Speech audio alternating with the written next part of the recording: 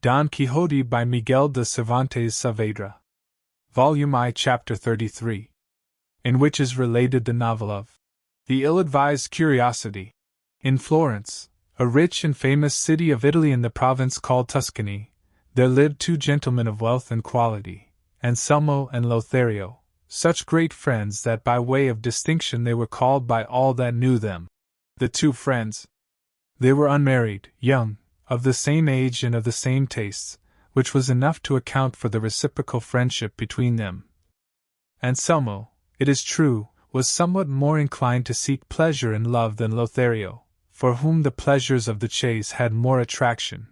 but on occasion Anselmo would forego his own tastes to yield to those of Lothario, and Lothario would surrender his to fall in with those of Anselmo, and in this way their inclinations kept pace one with the other with a concord so perfect that the best regulated clock could not surpass it. Anselmo was deep in love with a high-born and beautiful maiden of the same city, the daughter of parents so estimable, and so estimable herself, that he resolved, with the approval of his friend Lothario, without whom he did nothing, to ask her of them in marriage, and did so, Lothario being the bearer of the demand, and conducting the negotiations so much to the satisfaction of his friend that in a short time he was in possession of the object of his desires, and Camilla so happy in having won Anselmo for her husband, that she gave thanks unceasingly to heaven and to Lothario, by whose means such good fortune had fallen to her. The first few days, those of a wedding being usually days of merrymaking, Lothario frequented his friend Anselmo's house as he had been wont, striving to do honor to him and to the occasion, and to gratify him in every way he could. But when the wedding days were over and the succession of visits and congratulations had slackened, he began purposely to leave off going to the house of Anselmo, for it seemed to him, as it naturally would to all men of sense, that friends' houses ought not to be visited after marriage with the same frequency as in their master's bachelor days, because, though true and genuine friendship cannot and should not be in any way suspicious, still a married man's honor is a thing of such delicacy that it is held liable to injury from brothers, much more from friends. Anselmo remarked the cessation of Lothario's visits, and complained of it to him, saying that if he had known that marriage was to keep him from enjoying his society as he used, he would have never married, and that, if by the thorough harmony that subsisted between them while he was a bachelor they had earned such a sweet name as that of the two friends, he should not allow a title so rare and so delightful to be lost through a needless anxiety to act circumspectly, and so he entreated him, if such a phrase was allowable between them, to be once more master of his house and to come in and go out as formerly, assuring him that his wife Camilla had no other desire or inclination than that which he would wish her to have, and that knowing how sincerely they loved one another she was grieved to see such coldness in him. To all this and much more that Anselmo said to Lothario to persuade him to come to his house as he had been in the habit of doing, Lothario replied with so much prudence, sense, and judgment, that Anselmo was satisfied of his friend's good intentions, and it was agreed that on 2 days in the week, and on holidays, Lothario should come to dine with him. But though this arrangement was made between them, Lothario resolved to observe it no further than he considered to be in accordance with the honor of his friend, whose good name was more to him than his own. He said, and justly, that a married man upon whom heaven had bestowed a beautiful wife should consider as carefully what friends he brought to his house as what female friends his wife associated with, for what cannot be done or arranged in the marketplace, in church, at public festivals or at stations, opportunities that husbands cannot always deny their wives, may be easily managed in the house of the female friend or relative, in whom most confidence is reposed. Lothario said, too, that every married man should have some friend who would point out to him any negligence he might be guilty of in his conduct, for it will sometimes happen that owing to the deep affection the husband bears his wife either he does not caution her, or, not to vex her, refrains from telling her to do or not to do certain things, doing or avoiding which may be a matter of honor or reproach to him. And errors of this kind he could easily correct if warned by a friend. But where is such a friend to be found as Lothario would have, so judicious, so loyal, and so true? Of a truth I know not. Lothario alone was such a one, for with the utmost care and vigilance he watched over the honor of his friend, and strove to diminish, cut down, and reduce the number of days for going to his house according to their agreement, lest the visits of a young man, wealthy, high-born, and with the attractions he was conscious of possessing, at the house of a woman so beautiful as Camilla, should be regarded with suspicion by the inquisitive and malicious eyes of the idle public.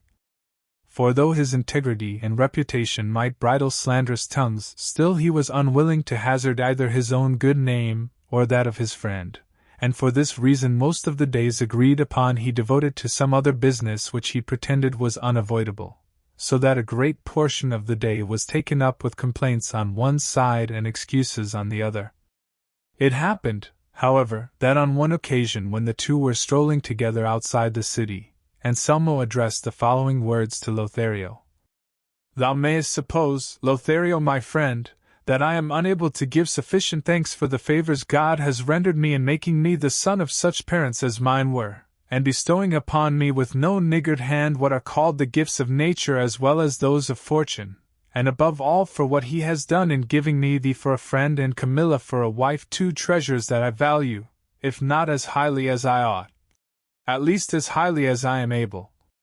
And yet, with all these good things, which are commonly all that men need to enable them to live happily, I am the most discontented and dissatisfied man in the whole world, for, I know not how long since, I have been harassed and oppressed by a desire so strange and so unusual, that I wonder at myself and blame and chide myself when I am alone, and strive to stifle it and hide it from my own thoughts, and with no better success than if I were endeavoring deliberately to publish it to all the world, and as, in short, it must come out, I would confide it to thy safe keeping, feeling sure that by this means, and by thy readiness as a true friend to afford me relief, I shall soon find myself freed from the distress it causes me, and that thy care will give me happiness in the same degree as my own folly has caused me misery." The words of Anselmo struck Lothario with astonishment, unable as he was to conjecture the purport of such a lengthy preamble, and though he strove to imagine what desire it could be that so troubled his friend, his conjectures were all far from the truth, and to relieve the anxiety which this perplexity was causing him, he told him he was doing a flagrant injustice to their great friendship in seeking circuitous methods of confiding to him his most hidden thoughts, for he well knew he might reckon upon his counsel in diverting them, or his help in carrying them into effect. "That is the truth," replied Anselmo, "and relying upon that I will tell thee, friend Lothario, that the desire which harasses me is that of knowing whether my wife Camilla is as good and as perfect as I think her to be, and I cannot satisfy myself of the truth on this point except by testing her in such a way that the trial may prove the purity of her virtue as the fire proves that of gold, because I am persuaded, my friend, that a woman is virtuous only in proportion as she is or is not tempted, and that she alone is strong who does not yield to the promises, gifts, tears, and importunities of earnest lovers. For what thanks does a woman deserve for being good if no one urges her to be bad, and what wonder is it that she is reserved and circumspect to whom no opportunity is given of going wrong, and who knows she has a husband that will take her life the first time he detects her in an impropriety?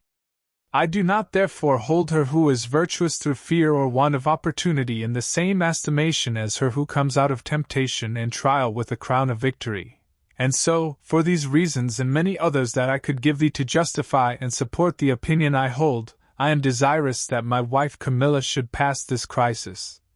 and be refined and tested by the fire of finding herself wooed and by one worthy to set his affections upon her, and if she comes out, as I know she will,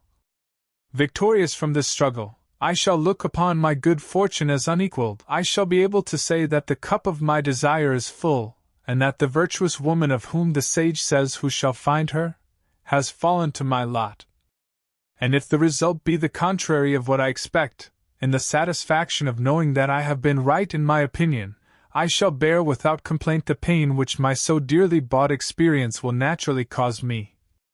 And, as nothing of all thou wilt urge in opposition to my wish will avail to keep me from carrying it into effect, it is my desire, friend Lothario, that thou shouldst consent to become the instrument for effecting this purpose that I am bent upon, for I will afford the opportunities to that end, and nothing shall be wanting that I may think necessary for the pursuit of a virtuous, honorable, modest, and high-minded woman.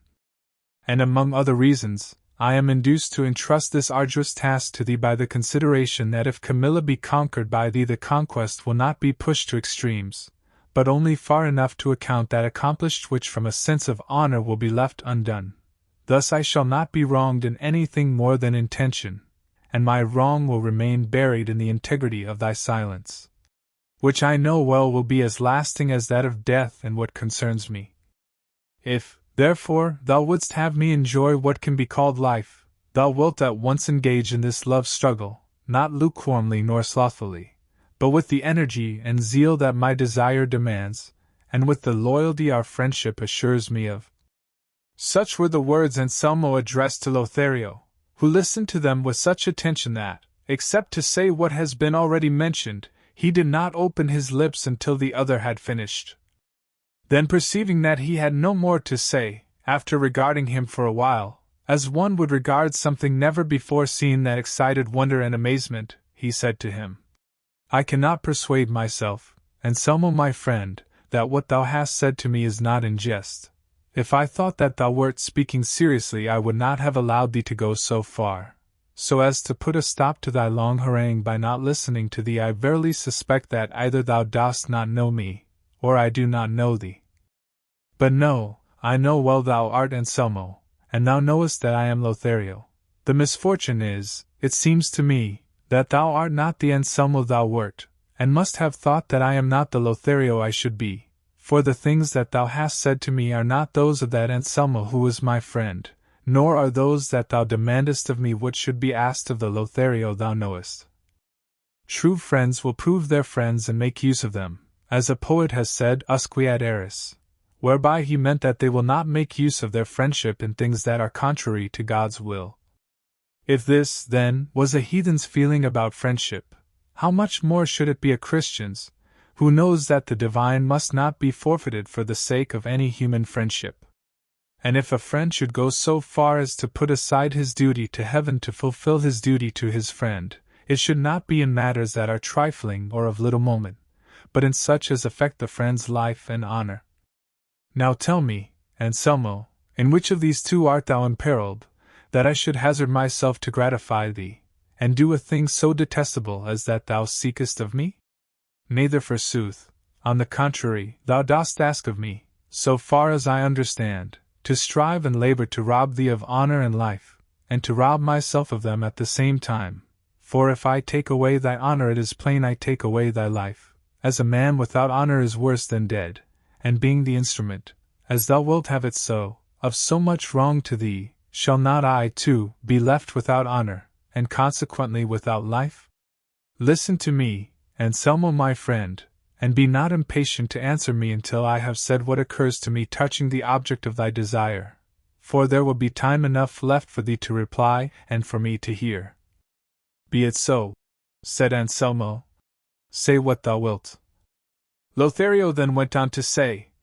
It seems to me, Anselmo, that thine is just now the temper of mind which is always that of the Moors, who can never be brought to see the error of their creed by quotations from the Holy Scriptures, or by reasons which depend upon the examination of the understanding or are founded upon the articles of faith, but must have examples that are palpable, easy, intelligible, capable of proof, not admitting of doubt, with mathematical demonstrations that cannot be denied, like if equals be taken from equals, the remainders are equal, and if they do not understand this in words, and indeed they do not, it has to be shown to them with the hands, and put before their eyes, and even with all this no one succeeds in convincing them of the truth of our holy religion. This same mode of proceeding I shall have to adopt with thee, for the desire which has sprung up in thee is so absurd and remote from everything that has a semblance of reason, that I feel it would be a waste of time to employ it in reasoning with thy simplicity, for at present I will call it by no other name, and I am even tempted to leave thee in thy folly as a punishment for thy pernicious desire, but the friendship I bear thee, which will not allow me to desert thee in such manifest danger of destruction, keeps me from dealing so harshly by thee. And that thou mayest clearly see this, say, Anselmo, hast thou not told me that I must force my suit upon a modest woman, decoy one that is virtuous, make overtures to one that is pure-minded, pay court to one that is prudent? Yes, thou hast told me so. Then, if thou knowest that thou hast a wife, modest, virtuous, pure-minded and prudent, what is it that thou seekest? And if thou believest that she will come forth victorious from all my attacks, as doubtless she would, what higher titles than those she possesses now dost thou think thou canst bestow upon her then? Or in what will she be better than she is now?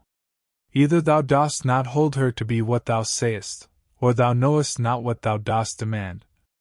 If thou dost not hold her to be what thou sayest, why dost thou seek to prove her instead of treating her as guilty in the way that may seem best to thee? But if she be as virtuous as thou believest, it is an uncalled for proceeding to make trial of truth itself, for, after trial, it will but be in the same estimation as before. Thus, then, it is conclusive that to attempt things from which harm rather than advantage may come to us is the part of unreasoning and reckless minds, more especially when they are things which we are not forced or compelled to attempt, and which show from afar that it is plainly madness to attempt them. Difficulties are attempted either for the sake of God or for the sake of the world, or for both. Those undertaken for God's sake are those which the saints undertake when they attempt to live the lives of angels in human bodies. Those undertaken for the sake of the world are those of the men who traverse such a vast expanse of water, such a variety of climates, so many strange countries, to acquire what are called the blessings of fortune, and those undertaken for the sake of God and the world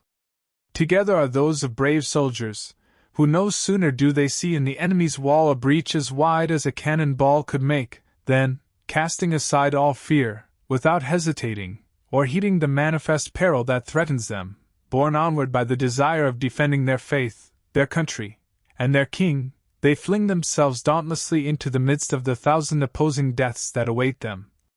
Such are the things that men are wont to attempt, and there is honor, glory, gain, in attempting them, however full of difficulty and peril they may be. But that which thou sayest it is thy wish to attempt and carry out will not win thee the glory of God nor the blessings of fortune nor fame among men, for even if the issue be as thou wouldst have it, thou wilt be no happier, richer, or more honored than thou art this moment. And if it be otherwise thou wilt be reduced to misery greater than can be imagined, for then it will avail thee nothing to reflect that no one is aware of the misfortune that has befallen thee. It will suffice to torture and crush thee that thou knowest it thyself. And in confirmation of the truth of what I say, let me repeat to thee a stanza made by the famous poet Luigi Tansillo at the end of the first part of his Tears of St. Peter, which says thus: The anguish and the shame but greater grew in Peter's heart as morning slowly came. No eye was there to see him, well he knew, yet he himself was to himself a shame, exposed to all men's gaze, or screened from view. A noble heart will feel the pang the same, a prey to shame the sinning soul will be, though none but heaven and earth its shame can see. Thus by keeping it secret thou wilt not escape thy sorrow, but rather thou wilt shed tears unceasingly, if not tears of the eyes, tears of blood from the heart, like those shed by that simple doctor our poet tells us of, that tried the test of the cup, which the wise Rinaldo, better advised, refused to do, for though this may be a poetic fiction it contains a moral lesson worthy of attention and study and imitation. Moreover, by what I am about to say to thee thou wilt be led to see the great error thou wouldst commit. Tell me, Anselmo, if heaven or good fortune had made thee master and lawful owner of a diamond of the finest quality, with the excellence and purity of which all the lapidaries that had seen it had been satisfied, saying with one voice and common consent that in purity, quality, and fineness, it was all that a stone of the kind could possibly be, thou thyself too being of the same belief, as knowing nothing to the contrary, would it be reasonable in thee to desire to take that diamond and place it between an anvil and a hammer, and by mere force of blows and strength of arm try if it were as hard and as fine as they said? And if thou didst, and if the stone should resist so silly a test, that would add nothing to its value or reputation, and if it were broken, as it might be, would not all be lost? Undoubtedly it would, leaving its owner to be rated as a fool in the opinion of A. LL. Consider, then, Anselmo my friend, that Camilla is a diamond of the finest quality as well in thy estimation as in that of others, and that it is contrary to reason to expose her to the risk of being broken, for if she remains intact she cannot rise to a higher value than she now possesses, and if she give way and be unable to resist, bethink thee now how thou wilt be deprived of her, and with what good reason thou wilt complain of thyself for having been the cause of her ruin and thine own. Remember there is no jewel in the world so precious as a chaste and virtuous woman, and that the whole honor of women consists in reputation. And since thy wife's is of that high excellence that thou knowest, wherefore shouldst thou seek to call that truth in question? Remember, my friend, that woman is an imperfect animal, and that impediments are not to be placed in her way to make her trip and fall, but that they should be removed, and her path left clear of all obstacles, so that without hindrance she may run her course freely to attain the desired perfection, which consists in being virtuous. Naturalists tell us that the ermine is a little animal which has a fur of purest white, and that when the hunters wish to take it, they make use of this artifice. Having ascertained the places which it frequents and passes, they stop the way to them with mud, and then rousing it, drive it towards the spot, and as soon as the ermine comes to the mud it halts, and allows itself to be taken captive rather than pass through the mire, and spoil and sully its whiteness, which it values more than life and liberty. The virtuous and chaste woman is an ermine, and whiter and purer than snow is the virtue of modesty, and he who wishes her not to lose it, but to keep and preserve it, must adopt a course different from that employed with the ermine. He must not put before her the mire of the gifts and attentions of persevering lovers, because perhaps and even without a perhaps she may not have sufficient virtue and natural strength in herself to pass through and tread under foot these impediments. They must be removed, and the brightness of virtue and the beauty of a fair fame must be put before her. A virtuous woman, too, is like a mirror of clear shining crystal, liable to be tarnished and dimmed by every breath that touches it. She must be treated as relics are, adored, not touched. She must be protected and prized as one protects and prizes a fair garden full of roses and flowers, the owner of which allows no one to trespass or pluck a blossom, enough for others that from afar and through the iron grating they may enjoy its fragrance and its beauty. Finally, let me repeat to thee some verses that come to my mind. I heard them in a modern comedy, and it seems to me they bear upon the point we are discussing. A prudent old man was giving advice to another, the father of a young girl, to lock her up, watch over her and keep her in seclusion, and among other arguments he used these: Woman is a thing of glass, but her brittleness 'tis best not too curiously to test. Who knows what may come to pass? Breaking is an easy matter, and it's folly to expose what you cannot mend to blows, what you can't make whole to shatter. This, then, all may hold as true, and the reason's plain to see, for if Dannies there be, there are golden showers too. All that I have said to thee so far, Anselmo, has had reference to what concerns thee. Now it is right that I should say something of what regards myself, and if I be prolix, pardon me, for the labyrinth into which thou hast entered and from which thou wouldst have me extricate thee makes it necessary. Thou dost reckon me thy friend, and thou wouldst rob me of honor, a thing wholly inconsistent with friendship, and not only dost thou aim at this, but thou wouldst have me rob thee of it also. That thou wouldst rob me of it is clear, for when Camilla sees that I pay court to her as thou requirest, she will certainly regard me as a man without honor or right feeling, since I attempt and do a thing so much opposed to what I owe to my own position and thy friendship.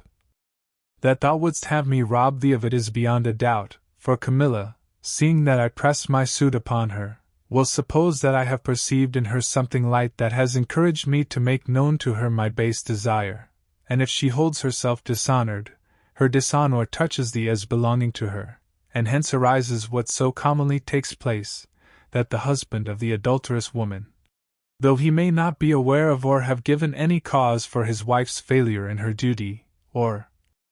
being careless or negligent, have had it in his power to prevent his dishonor, nevertheless is stigmatized by a vile and reproachful name, and in a manner regarded with eyes of contempt instead of pity by all who know of his wife's guilt,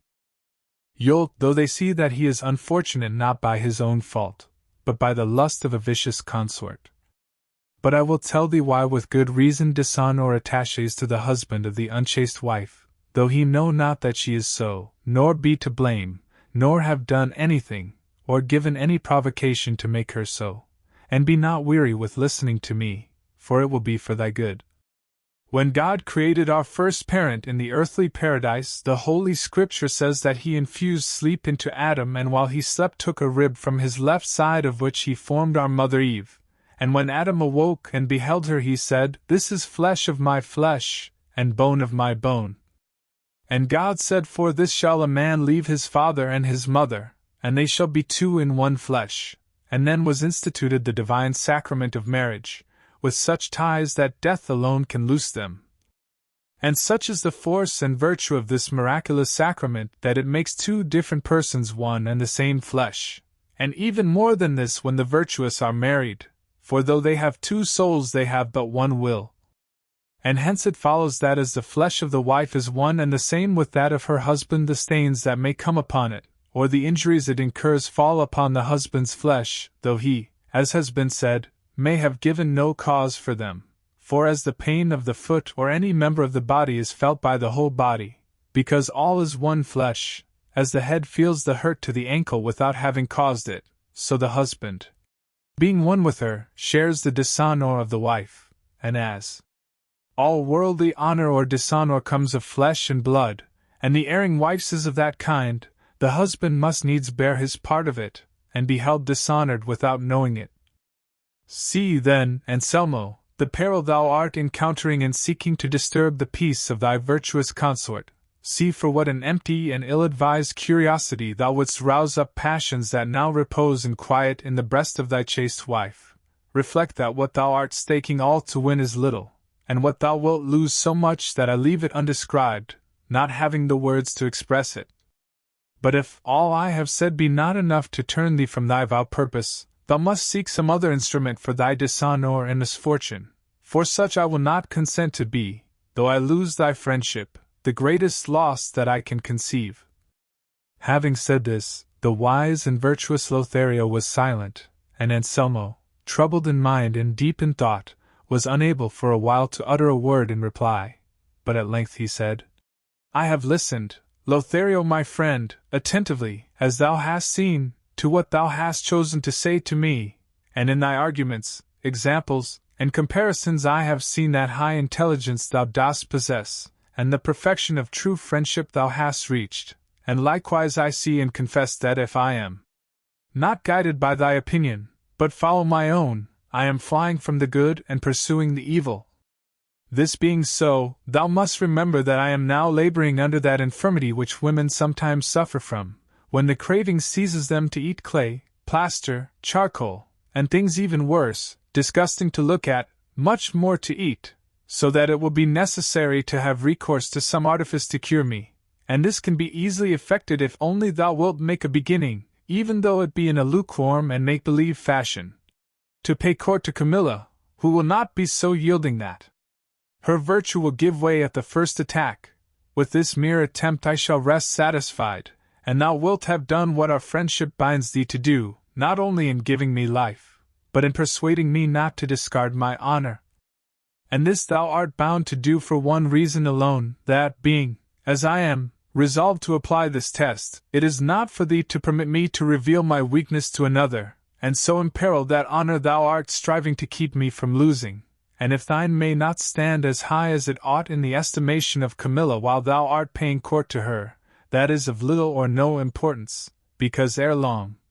on finding in her that constancy which we expect, thou canst tell her the plain truth as regards our stratagem, and so regain thy place in her esteem, and as thou art venturing so little, and by the venture canst afford me so much satisfaction, refuse not to undertake it, even if further difficulties present themselves to thee, for, as I have said, if thou wilt only make a beginning I will acknowledge the issue decided. Lothario, seeing the fixed determination of Anselmo, and not knowing what further examples to offer or arguments to urge in order to dissuade him from it, and perceiving that he threatened to confide his pernicious scheme to someone else, to avoid a greater evil resolved to gratify him and do what he asked, intending to manage the business so as to satisfy Anselmo without corrupting the mind of Camilla. So in reply he told him not to communicate his purpose to any other, for he would undertake the task himself, and would begin it as soon as he pleased. Anselmo embraced him warmly and affectionately, and thanked him for his offer as if he had bestowed some great favor upon him, and it was agreed between them to set about it the next day, Anselmo affording opportunity and time to Lothario to converse alone with Camilla, and furnishing him with money and jewels to offer and present to her. He suggested, too, that he should treat her to music, and write verses in her praise, and if he was unwilling to take the trouble of composing them, he offered to do it himself. Lothario agreed to all with an intention very different from what Anselmo supposed, and with this understanding they returned to Anselmo's house, where they found Camilla awaiting her husband anxiously and uneasily, for he was later than usual in returning that day.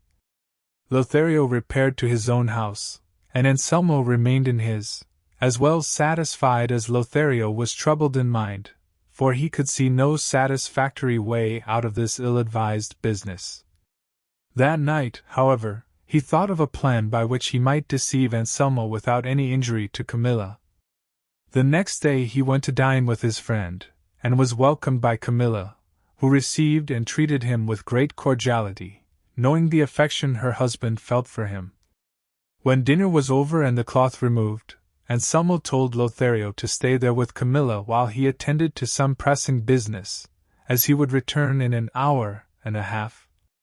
Camilla begged him not to go, and Lothario offered to accompany him, but nothing could persuade Anselmo, who on the contrary pressed Lothario to remain waiting for him as he had a matter of great importance to discuss with him. At the same time he bade Camilla not to leave Lothario alone until he came back. In short, he contrived to put so good a face on the reason, or the folly, of his absence that no one could have suspected it was a pretense. Anselmo took his departure, and Camilla and Lothario were left alone at the table, for the rest of the household had gone to dinner. Lothario saw himself in the list according to his friend's wish, and facing an enemy that could by her beauty alone vanquish a squadron of armed knights, judge whether he had good reason to fear. But what he did was to lean his elbow on the arm of the chair, and his cheek upon his hand, and asking Camilla's pardon for his ill manners, he said he wished to take a little sleep until Anselmo returned. Camilla in reply said he could repose more at his ease in the reception-room than in his chair, and begged of him to go in and sleep there. But Lothario declined, and there he remained asleep until the return of Anselmo, who, finding Camilla in her own room, and Lothario asleep, imagined that he had stayed away so long as to have afforded them time enough for conversation and even for sleep, and was all impatience until Lothario should wake up, that he might go out with him and question him as to his success. Everything fell out as he wished. Lothario awoke, and the two at once left the house, and Anselmo asked what he was anxious to know, and Lothario in answer told him that he had not thought it advisable to declare himself entirely the first time, and therefore had only extolled the charms of Camilla, telling her that all the city spoke of nothing else but her beauty and wit. For this seemed to him an excellent way of beginning to gain her goodwill and render her disposed to listen to him with pleasure the next time, thus availing himself of the device the devil has recourse to when he would deceive one who is on the watch, for he being the angel of darkness transforms himself into an angel of light, and, under cover of a fair seeming, discloses himself at length, and effects his purpose if at the beginning his wiles are not discovered. All this gave great satisfaction to Anselmo, and he said he would afford the same opportunity every day, but without leaving the house, for he would find things to do at home so that Camilla should not detect the plot. Thus, then, several days went by, and Lothario, without uttering a word to Camilla, reported to Anselmo that he had talked with her and that he had never been able to draw from her the slightest indication of consent to anything dishonorable, nor even a sign or shadow of hope. On the contrary, he said she would inform her husband of it. So far well, said Anselmo. Camilla has thus far resisted words. We must now see how she will resist deeds. I will give you tomorrow 2,000 crowns in gold for you to offer or even present, and as many more to buy jewels to lure her, for W. Women are fond of being becomingly attired and going gaily dressed, and all the more so if they are beautiful, however chaste they may be, and if she resists this temptation, I will rest satisfied and will give you no more trouble. Lothario replied that now he had begun he would carry on the undertaking to the end, though he perceived he was to come out of it wearied and vanquished. The next day he received the 4,000 crowns, and with them 4,000 perplexities, for he knew not what to say by way of a new falsehood. But in the end he made up his mind to tell him that Camilla stood as firm against gifts and promises as against words, and that there was no use in taking any further trouble, for the time was all spent to no purpose. But chance, directing things in a different manner, so ordered it that Anselmo, having left Lothario and Camilla alone as on other occasions, shut himself into a chamber and posted himself to watch and listen through the keyhole to what passed between them, and perceived that for more than half an hour Lothario did not utter a word to Camilla, nor would utter a word though he were to be there for an age. And he came to the conclusion that what his friend had told him about the replies of Camilla was all invention and falsehood, and to ascertain if it were so, he came out, and calling Lothario aside asked him what news he had and in what humor Camilla was. Lothario replied that he was not disposed to go on with the business, for she had answered him so angrily and harshly that he had no heart to say anything more to her. Ah, Lothario, Lothario, said Anselmo, how ill dost thou meet thy obligations to me, and the great confidence I repose in thee. I have been just now watching through this keyhole, and I have seen that thou hast not said a word to Camilla, whence I conclude that on the former occasions thou hast not spoken to her either, and if this be so, as no doubt it is, why dost thou deceive me, or wherefore seekest thou by craft to deprive me of the means I might find of attaining my desire? Anselmo said no more, but he had said enough to cover Lothario with shame and confusion, and he, feeling as it were his honor touched by having been detected in a lie, swore to Anselmo that he would from that moment devote himself to satisfying him without any deception, as he would see if he had the curiosity to watch, though he need not take the trouble. For the pains he would take to satisfy him would remove all suspicions from his mind. Anselmo believed him, and to afford him an opportunity more free and less liable to surprise, he resolved to absent himself from his house for 8 days, betaking himself to that of a friend of his who lived in a village not far from the city, and the better to account for his departure to Camilla, he so arranged it that the friend should send him a very pressing invitation. Unhappy, short-sighted Anselmo, what art thou doing? What art thou plotting? What art thou devising? Bethink thee thou art working against thyself, plotting thine own dishonor, devising thine own ruin. Thy wife Camilla is virtuous, thou dost possess her in peace and quietness, no one assails thy happiness, her thoughts wander not beyond the walls of thy house, thou art her heaven on earth, the object of her wishes, the fulfillment of her desires, the measure wherewith she measures her will, making it conform in all things to thine and heaven's.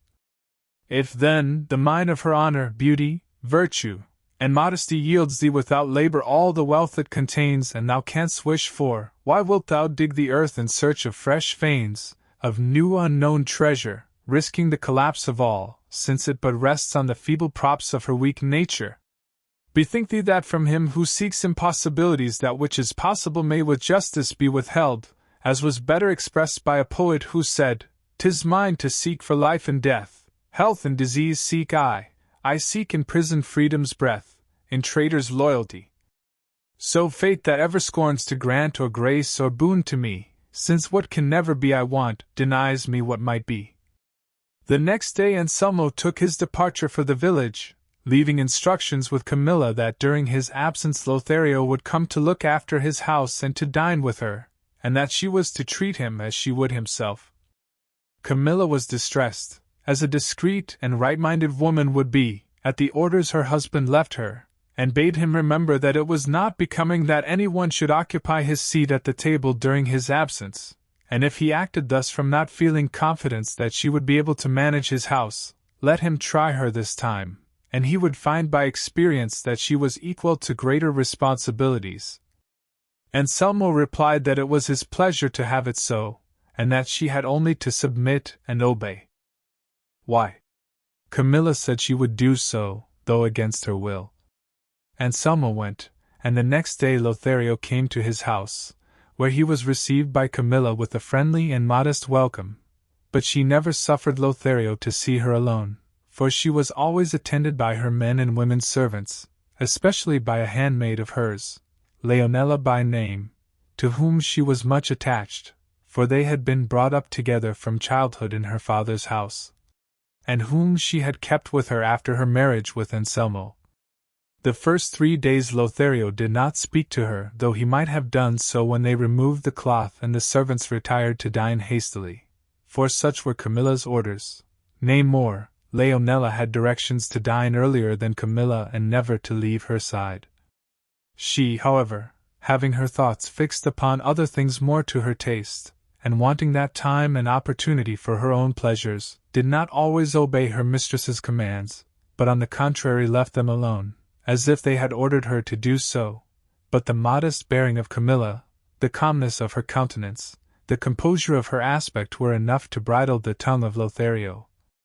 But the influence which the many virtues of Camilla exerted in imposing silence on Lothario's tongue proved mischievous for both of them, for if his tongue was silent his thoughts were busy, and could dwell at leisure upon the perfections of Camilla's goodness and beauty one by one, charms enough to warm with love a marble statue, not to say a heart of flesh.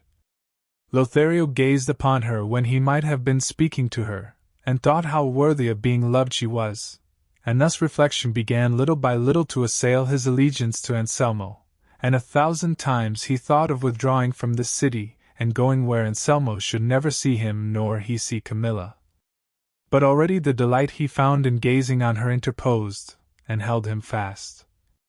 He put a constraint upon himself, and struggled to repel and repress the pleasure he found in contemplating Camilla. When alone he blamed himself for his weakness, called himself a bad friend, nay a bad Christian. Then he argued the matter and compared himself with Anselmo, always coming to the conclusion that the folly and rashness of Anselmo had been worse than his faithlessness, and that if he could excuse his intentions as easily before God as with man, he had no reason to fear any punishment for his offense.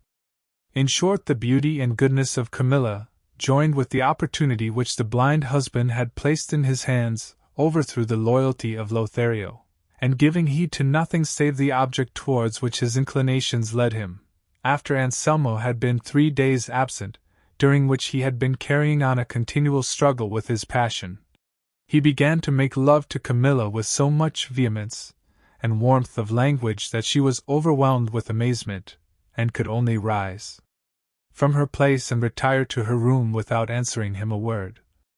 But the hope which always springs up with love was not weakened in Lothario by this repelling demeanor. On the contrary, his passion for Camilla increased, and she, discovering in him what she had never expected, knew not what to do, and considering it neither safe nor right to give him the chance or opportunity of speaking to her again, she resolved to send, as she did that very night, one of her servants with a letter to Anselmo,